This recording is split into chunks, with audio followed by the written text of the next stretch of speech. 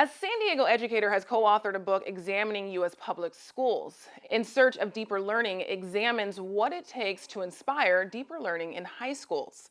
I'm joined now by the co-author, Sarah Fine. Welcome. Thanks for having me.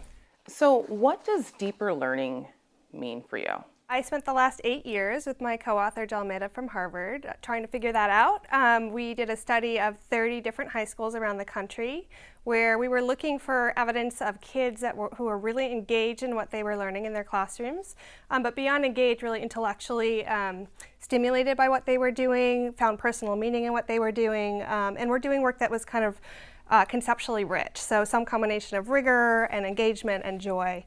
And I think we found that over time, kids who were engaged in that kind of learning found that they kind of came to identify with what they were doing. So rather than I am a kid who sits in science class, I am a scientist, or I am somebody who might become a scientist one day. And why did you focus on public schools?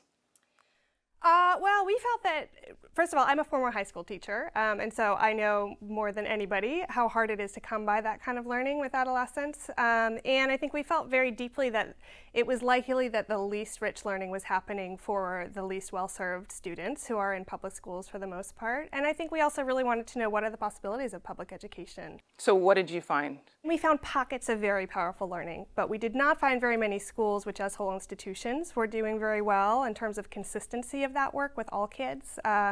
And so that at first was a disappointment for us, and then we kind of changed our lens a little bit and became more intrigued by those pockets. Like, what was it that was making those places tick? Why was it so different, like at 10 o'clock in science class, than what was happening at 11 o'clock in history class? Did you find that? We did. Yeah, we did. There's pockets. The thing that was really heartening is that there were pockets of deep learning in almost every school we went to, regardless of whether they were specialty schools, well-resourced, under-resourced.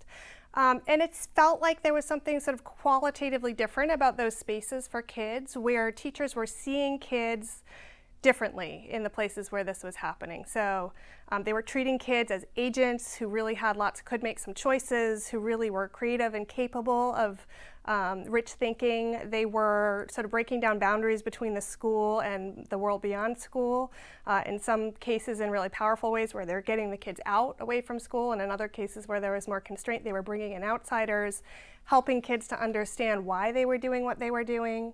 Really trying to model their work after the real world rather than after some school version of math or school version of science. What's wrong with the current system? What should administrators who read this book, what should they do? Our current system is based on a conception of what it means to learn that is about sort of filling kids' heads with stuff, right? Capital S.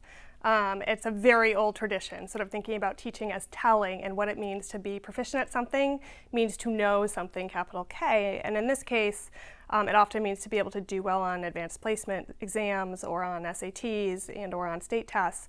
And that whole conception of knowledge is misaligned with the way that our world is developing, right? Kids, it's not enough to know stuff. In fact, it's really not very relevant anymore to have memorized history from, the Crusades to the present. Although clearly some knowledge of history is useful as a foundation for other kinds of skills like analysis, but it's not the kind of hard knowledge that is going to help kids succeed in navigating the world we live in anymore. It's more about skills of analysis, synthesis, being able to take in a multiplicity of views and make sense of them and try to make some decisions about, okay, how do I make a choice based on these 17 dimensions?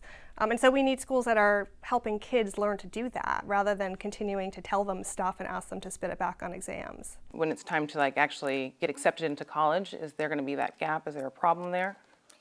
I think the biggest problem is those schools that are making those choices are having to figure out how they can also have their kids do well enough inside of the sort of world we live in that they can still get into college, that they are still have some sort of criteria that certify them as ready. And that's really hard for those schools, right? Because then they're saying, well, our kids need to do well enough on the tests, but really we know that what kids need is not on those tests. So we're going to try to kind of play that game where we're cutting the middle. Think of what those schools could do and what other schools might be able to do if we could change the logic of how we're valuing kids and valuing what gets you into higher education. If we had assessments that were more about problem solving and critical thinking and less about regurgitating, you remember the formula for the math problem. Do you think as many kids would succeed with this format? I think more kids would. I have like a deep belief in the capacities of adolescents to do really powerful work. I think we like as a system we undervalue adolescents. They are incredibly capable. When given the right opportunity, they're so passionate. Think about the kids from Parkland and some of those who have joined that fight. They can do more than many adults can. They have like a sort of zealotry that a lot of adults let go of.